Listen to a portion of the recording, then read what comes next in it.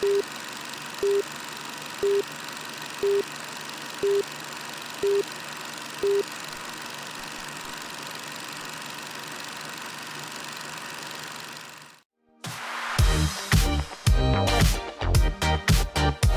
Pulse of Spokane is a broad show that showcases many different things in our community, sponsored by Local 29 Firefighters Union, Well Dressed Walrus, and Homes for You.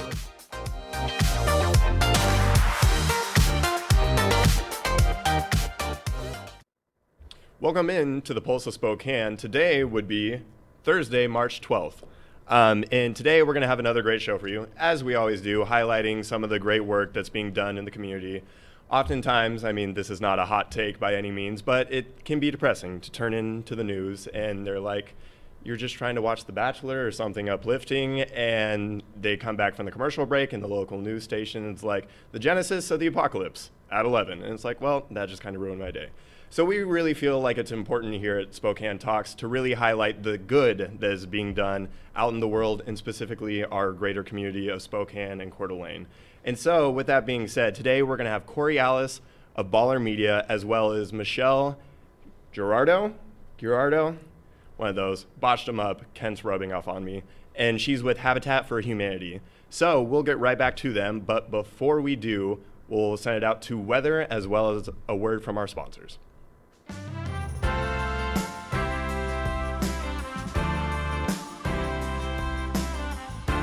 Today, Spokane's going to be mostly sunny with a high of 50, while this weekend will bring some snow showers. Tonight will be mostly cloudy with a low of 32. Today, Coeur d'Alene's going to be sunny with a high of 46 and a low of 30. Cheney's going to be mostly sunny with a high of 46 and a low of 29. We believe every person is created in the image of God, with immeasurable beauty and worth, that people should not be defined by their present condition or past mistakes. We are all broken. We need each other. Healing for our brokenness begins with connection, with understanding how much we are loved by a good God. And with healing comes change, the potential for joy and meaning. No one was created for mere survival on the streets, for an existence blurred by mind-numbing substances. Each person is created with a purpose, a unique gift no one else can offer the world. Our job is to help them rediscover it. Real people, real change. Union Gospel Mission.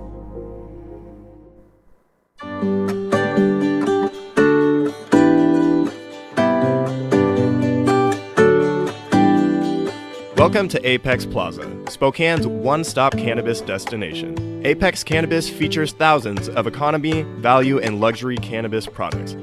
Cannagear features hemp-based CBD products, glass, goods, and gear. Stop by 1325 North Division to experience the Apex difference. This product has intoxicating effects and may be habit-forming. Marijuana can impair concentration, coordination, and judgment. Do not operate a vehicle or machinery under the influence of this drug. There may be health risk associated with the consumption of this product. For use only by adults 21 and older. Keep out of the reach of children. The economy is getting stronger. Banks are lending again, and interest rates are at historic lows. Now is a great time to buy your dream home.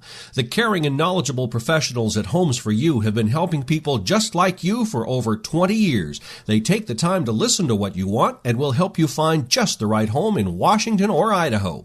Real estate is what we do at Homes for You, 928-5782, or visit online at homes4uspokane.com. Hi, this is Kurt Stockwell with Well Dressed Walrus. We are a local website design and development company here in Spokane.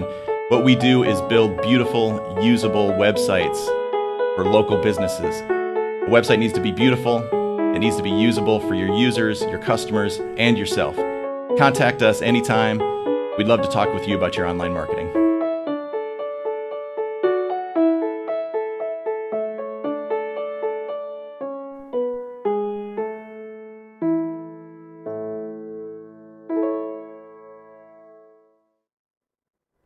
Thanks for sticking around. I'm sitting down here with Corey Alice of Bahlr Media.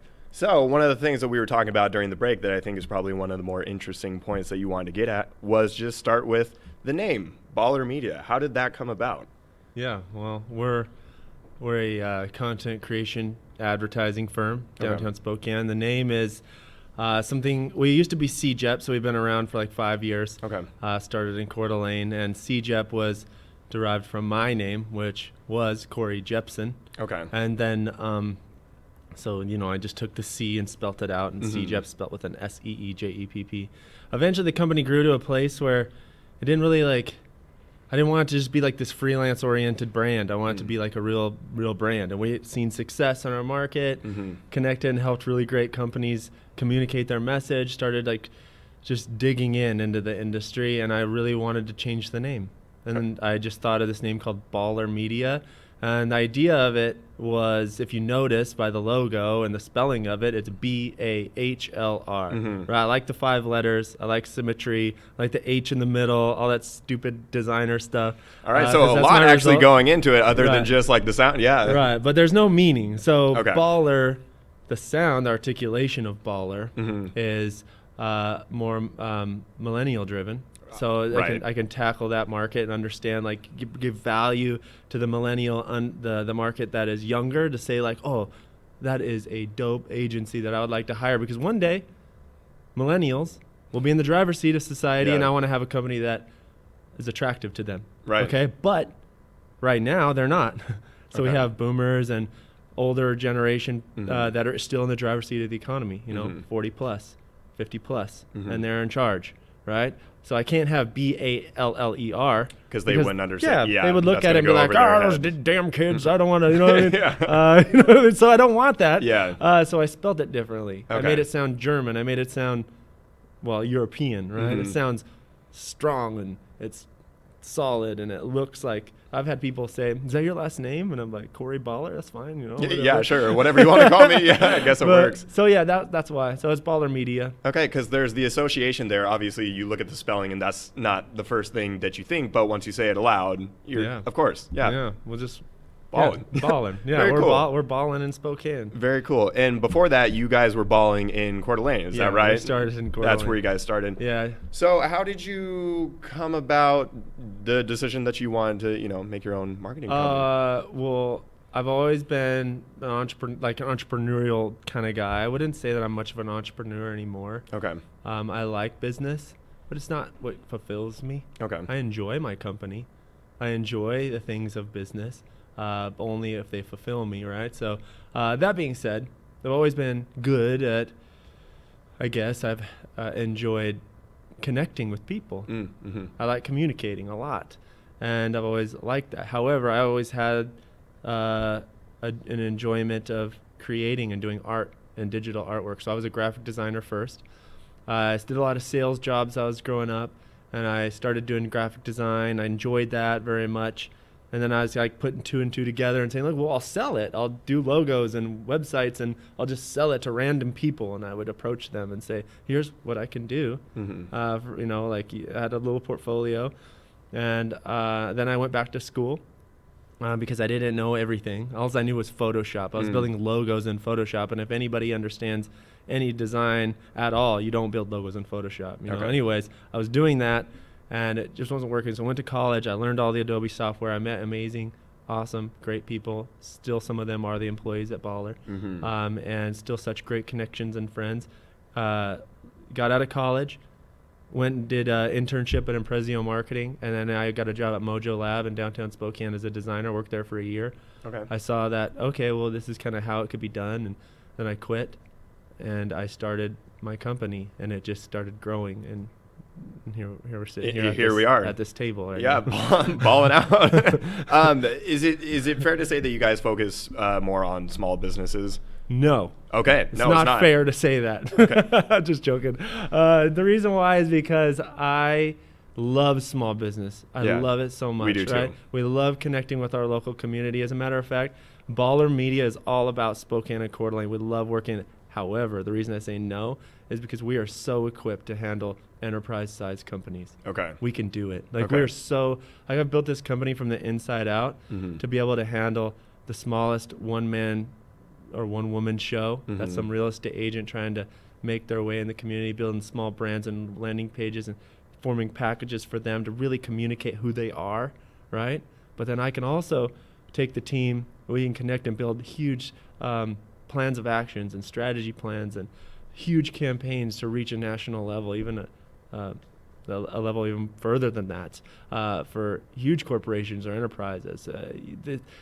The tools that are in our arsenal at Bahlr are so much. We can do so much, in the connections and friendships that I've made across the country and a lot of LA stuff. It's just been awesome. You know what I mean? Yeah. So to say that I would be just small business would be not correct. I would say like we're handling, because every business, large, small, corporation, enterprise, small business, are all people. So we're a people business, man. We want to connect with people, and even like, you know, what was it? Dry Fly left, you know? Like, he's an awesome dude. You would never know that he's doing what he's doing. Right, exactly. I mean, quickly, it sounds like everything is going really well and you guys are really equipped to handle, companies and enterprises, you know, from here to here and everything in between. But are there any obstacles that you're facing right now? Oh, yeah, man. Staying sane. Okay, there you go. Yeah, me too. Yeah, all right. just I think that's something we can all understanding, relate. the ups and downs of life and business, and understanding that I am not my emotions. Okay, yeah. For people that want to learn more about Bahlr and look into it, you guys got an awesome website I was looking at the other day. Thanks. Where do we find you other than the website? Are there more? I want to talk to people personally. Okay. I want them to meet with me, call me, so they can just email me, Corey, Corey, at Bahlr.com, Bahlr.com. Okay. Email me or go to the website. It's easy to find. Okay. But yeah, just email me. Okay, perfect. Well, again, thank you for the time that you've taken to be on here. We Thanks, man. really appreciate it. This was a really fun interview. I Thank appreciate you. it too. Yeah, it's great. And I'm sure that you guys will not forget the name Bahlr Media, but in case you do, don't forget that face either. And you can find them on their website or directly at Coriolis. So we're going to take another break for our ads, but we'll be right back with Michelle Girardot.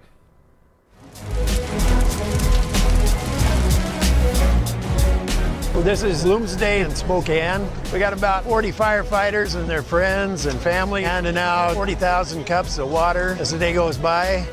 It's a very good opportunity to see the public and support them and help them out and cheer them on during Bloomsday. It's one of the best things about Spokane is that we have these major events and the whole community comes together not just to participate, but to volunteer and show that they really care about our city and making our city look great. This type of an event really is emblematic of Spokane because so many people get involved. We have 50,000 people probably running this race. Always has been a very huge event. Right now we're at the corner of Broadway and Nettleton. It's the last water station before the finish, so people are pretty much dehydrated by the time they get to us. They really need our water. The water stations are a vital part, especially on warm days like today. It's real important that we have the volunteers to help with that. Without the volunteers, Bloomsday wouldn't exist. All up and down the course, there are people that are involved in this celebration. It really is a celebration of what Spokane's all about.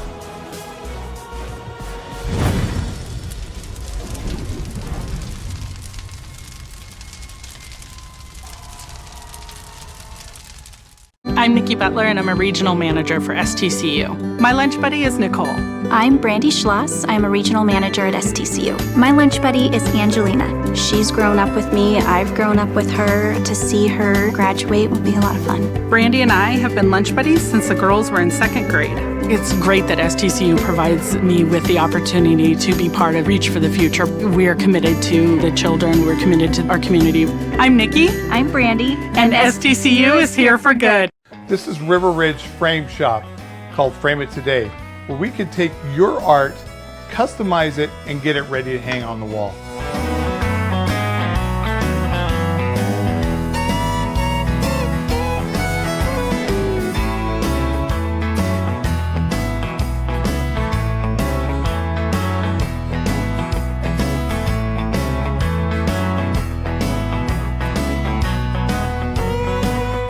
Here at River Ridge Hardware, 2803 West Garland.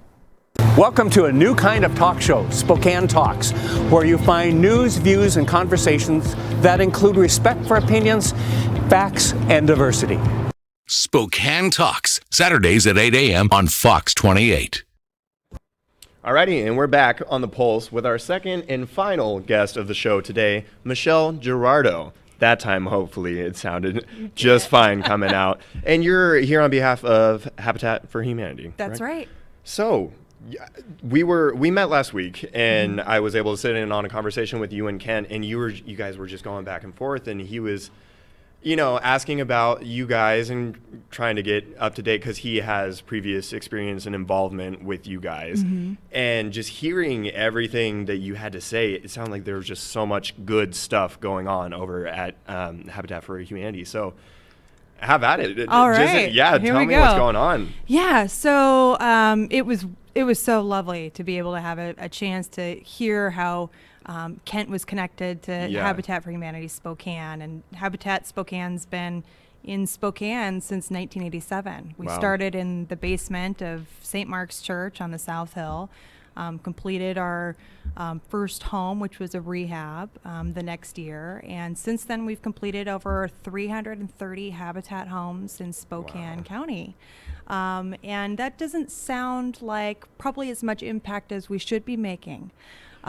But I'm sure it's hard to quantify it. The number doesn't do the actual work justice, right? Sure.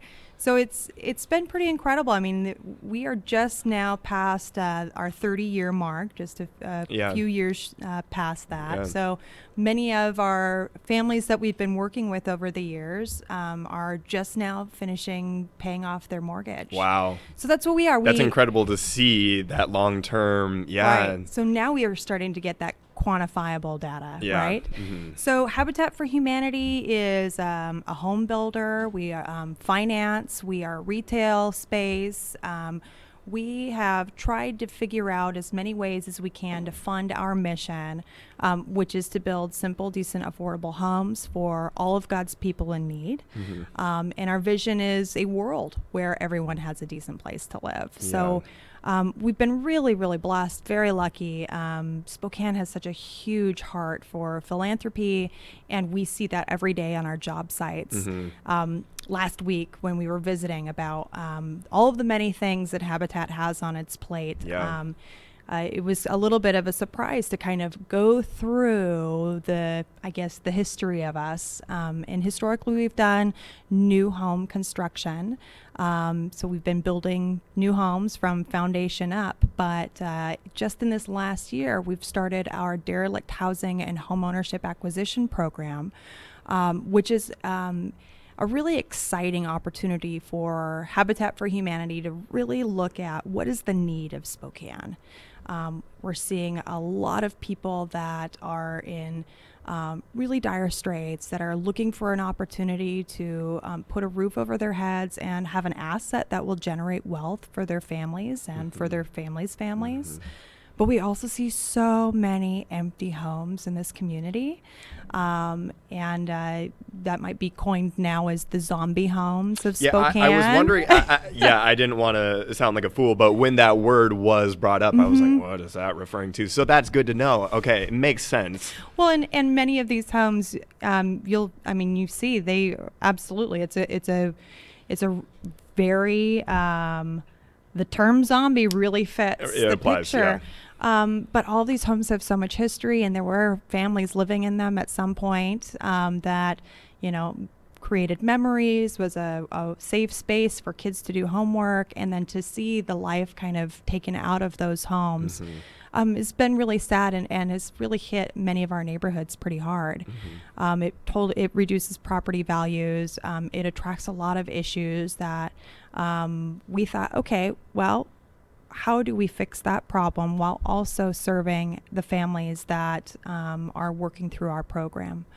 And so we've started to acquire these zombie homes, and we are rehabbing them with the help of the apprenticeship programs in Spokane, hundreds of hours of volunteer labor, and also the sweat equity that our partner families put into the homes themselves.